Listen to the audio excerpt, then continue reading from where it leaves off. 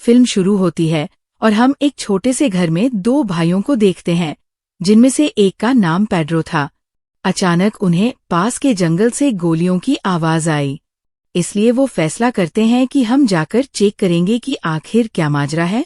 पर उन्होंने सोचा कि इतनी रात को जंगल में जाना ठीक नहीं, तो सुबह का इंतजार करने का फैसला करते हैं। जैसे ही सुबह हुई वो अपने डॉग को लेकर जंगल में चले गए और छानबीन शुरू कर देते हैं। थोड़ी देर की खोज करने के बाद उन्हें एक लाश मिलती है, बहुत ही बुरे हालत में, क्योंकि उसे बीच में से काटा गया था। लाश को देखकर पेड्रो के भाई को इस जमीन के मालिक पर शक होता है, क्योंकि ये जमीन उसकी थी। तो इस आदमी को उसने ही मारा था, पर लाश देखकर साफ लग रहा था कि ये किसी इंसान का काम नहीं है। तब इन्हें लाश के पास है एक सूटकेस मिलता है। उसे चेक करने पर अंदर अजीबो गरीब सामान और एक नक्शा था। नक्शे पर एक जगह निशान लगाया हुआ था। निशान को देखकर पेड्रो समझ जाता है कि ये तो पास ही में रहने वाली एक औरत का घर है, इसलिए दोनों भाई उस औरत के घर जाने के लिए निकल जाते हैं, ताकि इस पूरे हादसे के बारे में जान सके, और ये भी कि ये मरने वाला आदमी कौन था। औरत के घर पहुंचकर जब इन्होंने पूछा तो पता चला कि वो आदमी दरअसल एक क्लीनर था, जिसे वैसे तो आमतौर पर प्रीस्ट कहते हैं, पर मूवी में उसे क्लीनर कहा गया है, जो एविल यानी कोई बुरी ताकत जैसे डीमन, शैतान वगैरह भगाने का काम करते। औरत कहती है कि मैंने उस क्लीनर को इसलिए अपने घर बुलाया था ताकि वो मेरे बेटे को खत्म कर सके, क्योंकि मेरा बेटा पिछले काफी टाइम से एक रोटन बन चुका है, यानी उसका जिस्म पूरी तरह सड़ चुका है।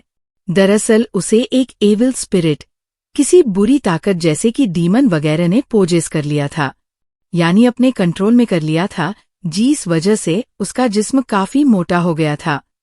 तो ऐसा जिस्म रोटन बन जाता है जो बस बिस्तर पर ही पड़ा रहता है और उसमें से पस निकलती रहती है, क्योंकि शैतान के कंट्रोल में आने से वो आदमी कुछ करने के काबिल नहीं रहता, और एविल शैतान उस इंसान को तब तक तड़पाता रहता है जब तक कोई क्लीनर या कोई और इंसान उसे मार ना दे। पर अगर कोई दूसरा इंसान इस रोटन को खत्म करता है तो वो एविल आत्मा उस मारने वाले इंसान और उसके आसपास जितने भी लोग होते हैं, उसकी फैमिली वगैरह, उन्हें भी पॉसेस्ड कर लेते हैं।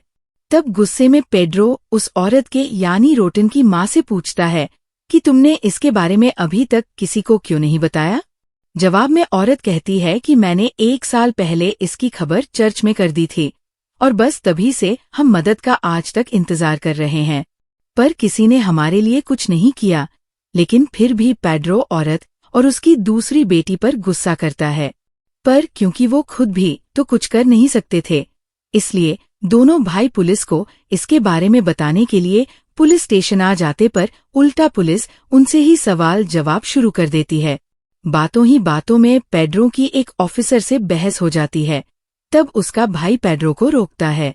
पुलिस वाले कहते हैं कि हम फिलहाल आपकी कोई मदद नहीं कर सकते, पहले हम हेल्थ डिपार्टमेंट से इस बात को कंफर्म करेंगे कि वो रोटन है या ऐसी किसी बीमारी की वजह से उसका ये हाल हुआ, और उस मरने वाले इंसान इन्हें क्लीनर को किसने मारा ये भी तभी पता चल पाएगा।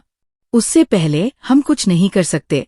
दोनों भाई यहाँ जमीन के मालिक का नाम लेते हैं, क्योंकि क्लीनर की लाश उसकी जमीन से ही मिली थी, और रोटन का जहाँ घर था वो भी उसकी जमीन है। पर पुलिस तो उनकी मदद करने को तैयार नहीं थी, और उनके हाथ बस मायूसी ही लगती है, इसीलिए वो खुद ही जमीन के मालिक से जा मिलते हैं, उसे रोटन और क्लीनर की लाश के बारे में बताते। अब यहाँ जमीन के मालिक की बातों से हमें पता चलता है कि हर कोई उस पर शक क्यों करता है। दरअसल वो रोटन और उसकी फैमिली जबरदस्ती इस मालिक की जमीन पर रह रही थी, जो बात उसे बिल्कुल पसंद नहीं, जिससे सबको ये लगता है कि जमीन के मालिक ने ही उस क्लीनर को मार दिया ताकि वो रोटन के घर जाना पाए, और रोटन इसी हालत में रही। पर वो जमीन का मालिक नहीं, कोई और ही है जो इस सब के पीछे था, जो नहीं चाहता था कि क्लीनर रोटन के घर पहुंचे और उसे मार दिया। पर जमीन के मालिक को रोटन वाली बातों पर यकीन नहीं था। उसे लग रहा था कि ये कोई साजिश है ताकि मुझसे मेरी जमीन छीन ली जाए। अब इस बात से गुस्सा होकर जमीन का मालिक रात को रोटन को मारने के लिए चला जाता है। रोटन की माँ उसे ऐसा करने से मना करती है क्योंकि वो क्लीनर नहीं है, आम आदमी है। तो अगर उसने रोटन को मार दिया तो एविल जमीन के मालिक और रोटन की फैमिली को भी अपने कब्जे में ले लेगा और उन्हें भी ऐसे ही तरपाएगा, क्योंकि रोटन के अंदर जो एविल आत्मा है वो लोगों के डर के साथ खेलती है। उनके डर को उन्हीं लोगों के खिलाफ इस्तेमाल करके उन्हें अपने कंट्रोल में करती है। अब जब जमीन का मालिक उसे मारने गया तो वो भी उसे मारने के लिए उकसाता है ताकि वो आजाद हो सके। रोटन के अंदर का एविल उसे कहता है कि मार दो मुझे ताकि मैं बाद में तुम्हारी वाइफ के पेट में पल रहे बच्चे और सबको मार सकूं और अपने कब्जे में कर लूं। लेकिन यहाँ बड़ी मुश्किल से जमीन का मालिक खुद को कंट्रोल करता है और बाहर आकर अपने गाड़ी में बैठ जाता है। सुबह जमीन के मालिक की माँ पेड्रो और उसके भाई को लेकर यहाँ आ गई थी, पर जमीन का मालिक ये ठान चुका था कि वो रोटन के जिस्म को यहाँ से कहीं दूर ले जाएगा, जिसके लिए वो पेड्रो और उसके भाई की मदद मांगता है और वो दोनों भी राजी हो जाते हैं। इसीलिए अब वो तीनों जैसे तैसे रोटन की लाश को ट्रक में रखते हैं और उसे ठिकाने लगाने के लिए निकल पड़ते हैं। काफी दूर आने के बाद वो रोटन को फेंकने के लिए ट्रक से नीचे उतर गए और जब उन्होंने पीछे चेक किया तो ये देखकर उनके होश उड़ गए कि ट्रक में तो रोटन का जिस्म है ही नहीं, जिससे वो समझ गई कि के बीच रास्ते में एक बच्चा आ गया था। उसे बचाने के लिए जब हमने जोर से ब्रेक लगाए तो तब रोटन वही कहीं गिर गया होगा। अब जैसे भी हुआ जमीन का मालिक तो यही चाहता था कि उसके जिस्म को टिकाने लगा दिया जाए और अब वो काम होते ही वो तीनों अपने घर आ जाते हैं। सुबह जमीन की मालिक की वाइफ अपनी बकरियों को देखकर चिल्लाने लगती है। उसकी आवाज सुनकर वो बाहर आया जब उसकी वाइफ बकरियों की तरफ इशारा करके एक अजीब बकरी दिखाती है जो उल्टी सीधी हरकतें कर रही थी और उसे ऐसे करते हुए जमीन के मालिक ने भी नोटिस कर लिया था। उसे देखने से साफ लग रहा था जैसे उसे शैतान ने पॉजेस कर लिया, जो देखकर जमीन का मालिक बकरी पर गन तान देता है और बकरी के हाव भाव देखने से लग रहा था जैसे उसके अंदर का ईवल कह रहा है कि मुझे शूट करके मार दो, जिसके बाद मैं तुम्हारी फैमिली को खत्म कर दूंगा। और इस बार जमीन का मालिक अपने गुस्से पर काबू नहीं कर पाता और वो कर बैठता है जो उसे नहीं करना चाहिए था, यानी वो बकरी को सच में शूट करके मार देता है। यानी उसने वही कर दिया जो वो एविल चाहता था और अब एक जिस्म से आजाद होकर दूसरे में एविल जा सकता था और अब वो चला जाता है। जमीन के मालिक की वाइफ के जिस्म में वो शैतान से पोजेस्ट होकर जमीन के मालिक पर कुल्हाड़ी से हमला कर देती है, जिससे उसकी मौत हो गई। ऐसा करने के बाद उसने अपने सर में भी कुल्हाड़ी घुसा ली और उसकी भी मौत हो जाती है। ऐसे उसने फिर अपने बच्चों को भी मार दिया और जमीन के मालिक की पूरी फैमिली मारी जाती है, जिसे हम समझ जाते हैं कि एविल शैतान की ताकत कितनी खतरनाक है कि उसने पूरी तरह एक दिमाग को कंट्रोल किया, जिससे पूरी फैमिली का खात्मा हो गया। उधर पेड्रो और उसका भाई अभी तक रोटन के घर ही थी। रात के टाइम उनके पास रोटन का भाई आकर कहता है कि आप यहीं रुक जाइए। वो उनसे मदद मांग रहा था। उस जमीन के मालिक के फैमिली के साथ जो हुआ वो सब भी बता देता है और पेड्रो के भाई को उस पर शक हुआ कि शायद इसी भी ईवल ने पोजेस्ट कर लिया है।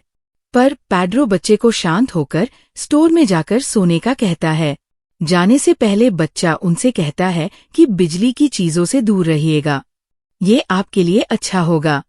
अब लड़के ने ऐसा क्यों कहा, इसका जवाब हमें आगे पता चलेगा। अब कहीं ना कहीं पेड्रो और उसके भाई को आने वाले खतरे की भनक हो गई थी, इसीलिए वो सुबह ही इस जगह को छोड़ने का फैसला करते हैं। साथ ही पेड्रो अपने भाई को कहता है कि हम अपना सारा सामान यहीं छोड़कर जाएंगे ताकि हमारे साथ इवेल का जरा सा हिस्सा या असर उस जगह तक ना चला जाए जहां हम जा रहे हैं। अगली सुबह पेड्रो अपनी एक्स वाइफ, जिसे वो छोड़ चुका था, उसके घर जाकर अपने कपड़ों को आग लगाकर जला देता है, पर उसकी एक्स वाइफ पेड्रो से लड़ने लगती है। कहती है कि तुम अब क्यों मेरी जिंदगी बर्बाद करने आ गए हो। इसी बीच हमने देखा कि पेड्रो की एक्स वाइफ की बेटी पर उनका डॉग हमला करके उसे अपने साथ बाहर ले जाते हैं। दरअसल पेड्रो के कपड़े जलने से पहले डॉग ने वो चाट लिए थे, जिससे एविल डॉग को पॉसेस कर लेता है। अब पेड्रो की वाइफ का हस्बैंड अपनी बेटी और डॉग को ढूंढने बाहर जाता है। पेड्रो उसे कहते हैं कि कुछ भी हो जाए पर डॉग को शूट मत करना। पर जाहिर सी बात है, ऐसे हाल में इंसान का दिमाग कहाँ काम करता है। इसलिए जब पेड्रो देखने बाहर गया तो उसकी एक्स वाइफ के हस्बैंड ने डॉग को शूट करके मार दिया था। तब से दिल ही दिल में परेशान हो जाता है, यानी उसने वो कर दिया था जो उसे नहीं करना चाहिए था। फिर घर आकर पेड्रो हैरानो परेशान हो जाता है, क्योंकि उसकी एक्स वाइफ की बेटी सही सलामत घर वापस लौट आई थी।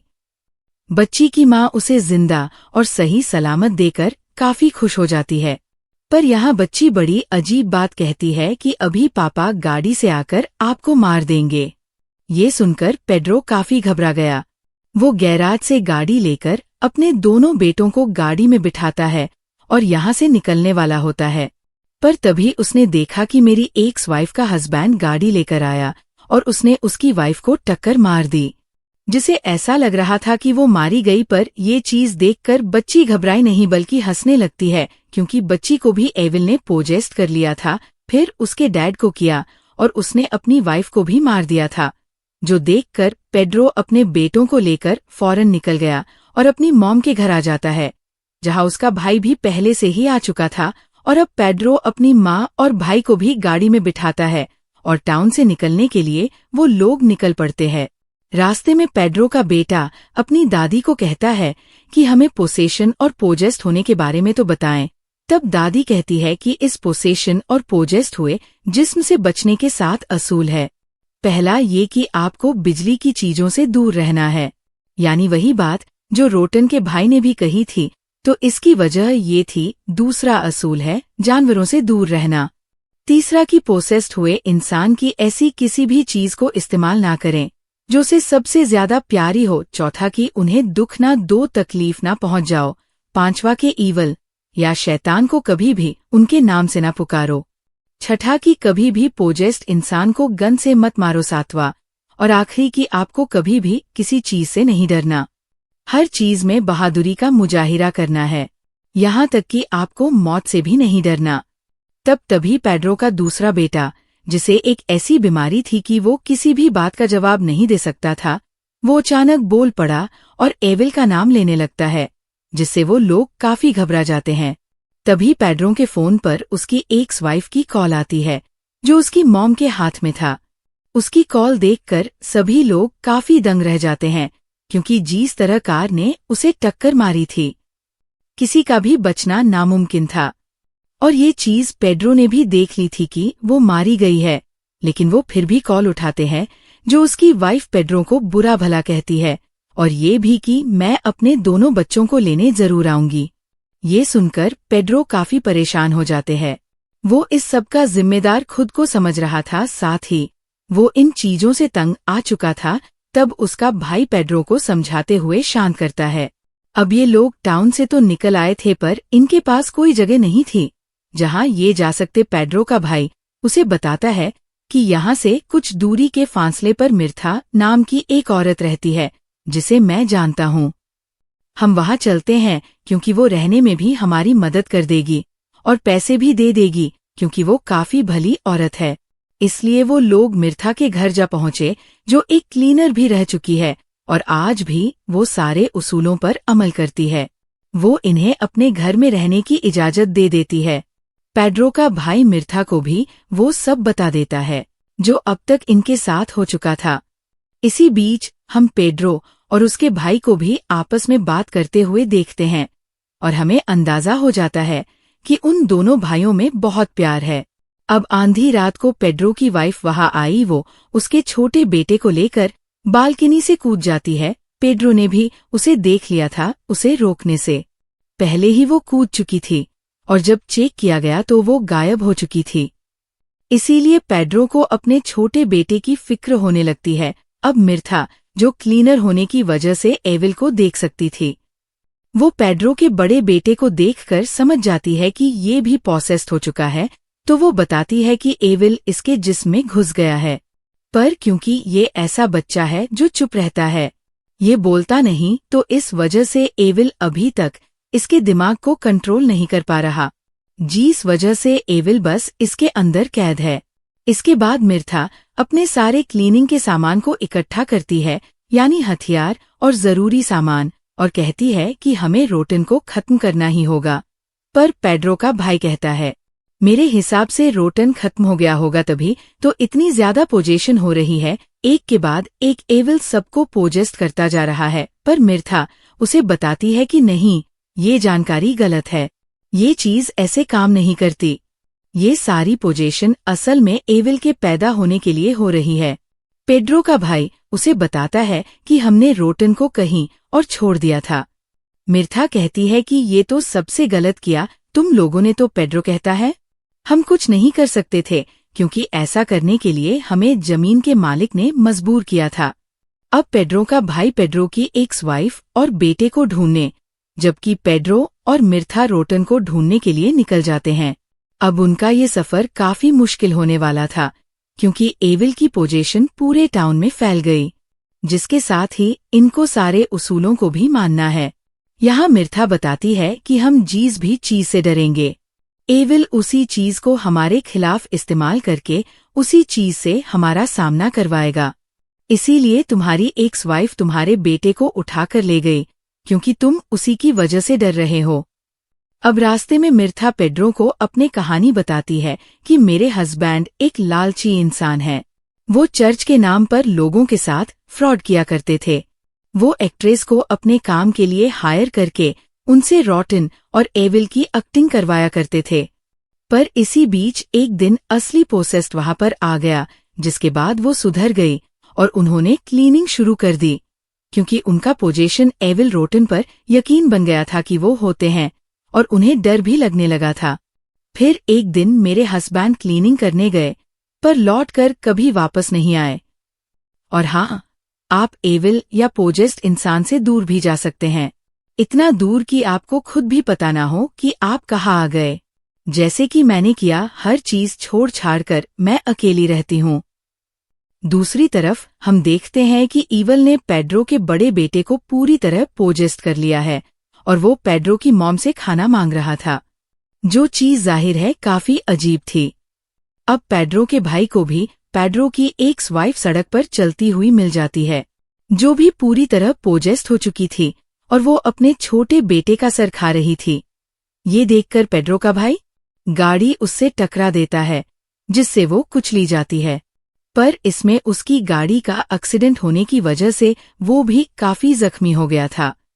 पेड्रो और मिर्था रोटन को ढूंढते हुए एक स्कूल के पास जा पहुंची, जहां उन्हें सभी बच्चे अजीब हालत में बैठे हुए मिलते हैं, जिन्हें देख वो पेड्रो को चुप रहने का इशारा करती है क्योंकि वो भी समझ गई थी कि इन्हें भी एविल ने पोजेस्ट कर लिया है। इसी बीच हम स्कूल के चारों तरफ अजीब तरह की परछाई को भी नोटिस कर लेती है। तभी एक बच्ची इनके पास आकर कहती है कि रोटन को मेरे डैड उठाकर घर ले गई है। दरअसल ये सारे बच्चे पोजेस्ट होने की वजह से उनके साथ झूठ बोल रहे थे। उन्हें गुमराह करने के पेड्रो और मिर्था को स्कूल के एक फ्लोर के नीचे बहुत सारे लोगों की लाशें मिलती है, जिनको इन बच्चों ने ही मारकर यहाँ छुपा दिया था और इनके नीच रोटन छुपा हुआ था। अब मिर्था अपना क्लीनिंग का सामान वहां पर सेटअप करती है और पेड्रो को कहती है कि वो नीचे से रोटन को बाहर निकाले।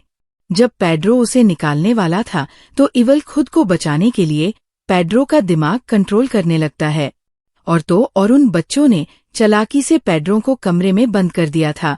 और जब पेड्रो बाहर झांककर देखता है तो सब बच्चों ने मिर्था को मार दिया था, जो उसकी लाश को घसीट कर ले जा रहे थे। ये देख पेड्रो को गुस्सा आ गया। वो दरवाजा तोड़कर बाहर आया और रोटन को मार डालता है।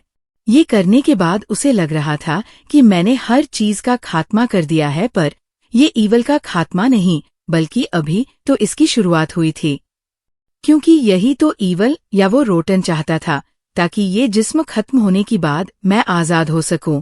और अब उसका काम हो चुका था और अब ईवल पूरी तरह अपने रूप में पैदा होकर पेड्रो के सर पर हाथ फेरता है, क्योंकि इसने ही तो पैदा होने में उसकी मदद की थी।